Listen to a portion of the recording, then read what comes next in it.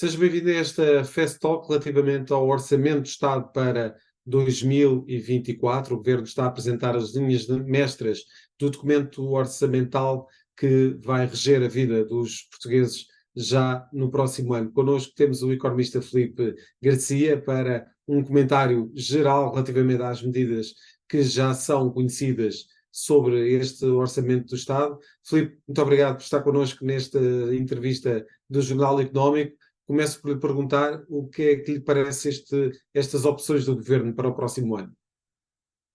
Bom, em primeiro lugar, naturalmente que vamos falar um bocadinho na generalidade ainda, porque é necessário averiguar, enfim, todos os detalhes. Normalmente o diabo está nos detalhes, e também ter um bocadinho a noção de que se trata de um orçamento que não é o final, ou seja, ainda vai ser sujeito a várias negociações e vários acertos. Há coisas que agora a própria sociedade civil vai comentar em cima do orçamento e, portanto, haverá ainda espaço para muitas alterações. Mas eu diria que este é um orçamento que não é disruptivo. Na verdade, ele tem aquilo que eu consideraria 4 marcas que são muito habituais nos orçamentos do governo de António Costa, que vai fazer agora 8 anos. E também não seria expectável que depois de tantos orçamentos tivéssemos agora um disruptivo, ainda mais num cenário de maioria absoluta.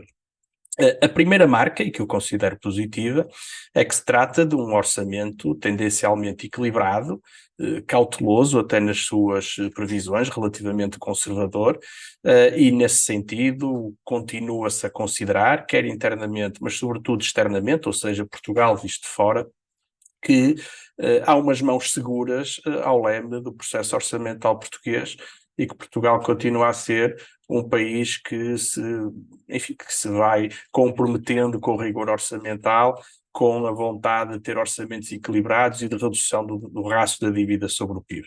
E esse é um aspecto que, enfim, as primeiras coisas e mais importantes primeiro, parece-me que esta é a grande marca deste orçamento e vem no seguimento dos outros. A segunda marca, que também, enfim, é destes governos, é que é um orçamento que, apesar de ser equilibrado, de apontar para o equilíbrio, falo através de um peso relativamente grande do Estado, quer em termos de intervenção na economia, mas sobretudo em termos da regulamentação, da taxação da economia, com muitos apoios sociais, com a tentativa de entrar um bocadinho em quase todos os domínios da economia, mas que financia isso através de mais impostos. Ou seja, nós poderíamos ter um orçamento equilibrado com menos Estado e estamos a apontar para um orçamento de Estado com mais Estado. Também não é disruptivo, é dentro daquilo que nos tem sido apresentado. E depois há mais 2 características. Uma que é esta, parece-me que é um orçamento reativo, como tem sido. Ou seja, nós quando olhamos para estes 8 anos de governação de António Costa e se procurarmos um legado, o único legado assim verdadeiramente transversal a tudo isto são mesmo as tais contas certas, ou seja, a tentativa de ter orçamentos equilibrados. Mas depois, quando vamos a ver do ponto de vista estratégico, não há assim nada que possamos destacar. E este orçamento volta a ser assim.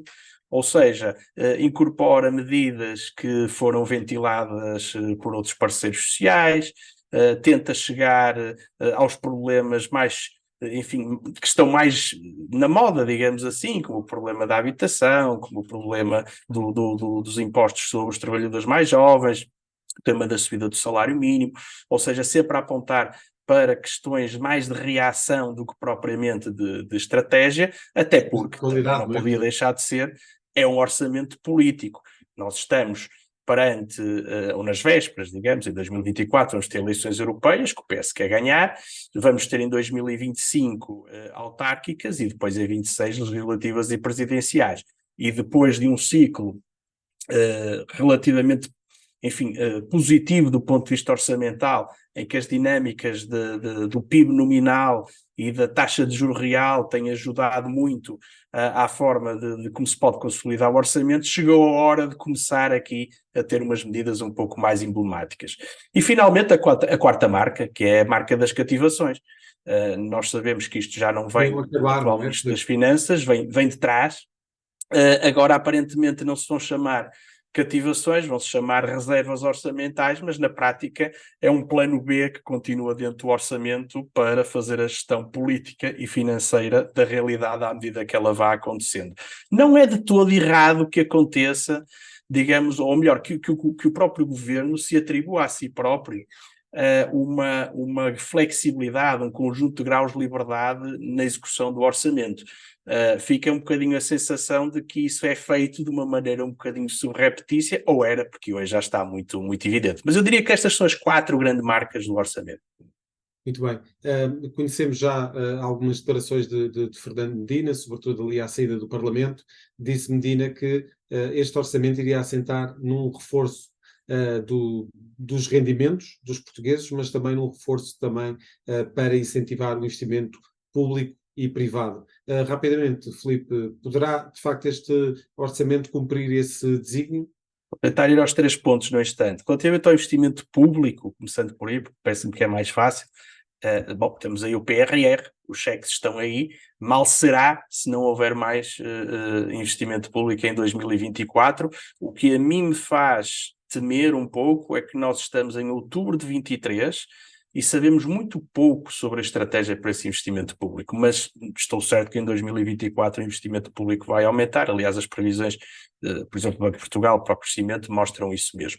Relativamente ao investimento privado, é um bocadinho cedo para dizer. Aquilo que conheço é um conjunto de medidas de apoio à capitalização das empresas e ao investimento, mas que me parecem ser mais passíveis de aproveitar pelas empresas de maior dimensão do que das de menor dimensão, e nós sabemos que mais de 90% do tecido empresarial português é de PMEs, e, portanto, não querendo ser injusto, preciso de ver com mais detalhe se essas medidas de capitalização são de facto, ou melhor, têm o potencial de serem eficazes ou se são apenas uma bandeira. Finalmente, relativamente ao rendimento das pessoas, depende, ou dos portugueses. Bom, depende de que portugueses estivermos a falar. Vou dar um pequeno exemplo. Há uma atualização dos escalões de IRS em 3%. 3% é abaixo da inflação. Portanto, e por aí, e por si só, isso é um aumento de impostos. Porque se diz, enfim, não só o PIB nominal cresceu mais do que isso, como os salários vão crescer mais do que 3% em 2024. Mas, para além disso, há também uma redução da carga fiscal até quem ganha, se não estou em erro, 2.000 euros mês.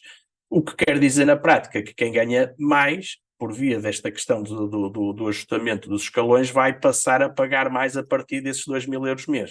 E, portanto, isto depende um bocadinho para onde se está a olhar. Eu acho que há aqui algumas tentativas, por exemplo, esta questão das empresas poderem pagar as rendas dos seus trabalhadores até um determinado montante de uma forma isenta de IRS e Segurança Social pode ser explorada de uma forma relevante, embora me pareça que, mais uma vez, isto é mais fácil de aplicar nas grandes empresas e mais uma vez nós vamos ter um fosso maior entre as empresas menores e empresas maiores, entre os empregados das empresas menores e das empresas maiores. Temos que ver, mas há algumas tentativas nesse sentido. Parece-me que não no sentido do aumento dos rendimentos, mas do nivelamento dos rendimentos, ou seja, haver digamos, um achatamento da base salarial, que aliás é uma das maiores críticas que se tem feito à política de governo dos últimos anos. Muito bem, Filipe Garcia, muito obrigado por esta primeira análise relativamente ao Orçamento de Estado. Vamos conhecer este documento ao longo desta tarde. Acompanhe em jornaleconómico.pt.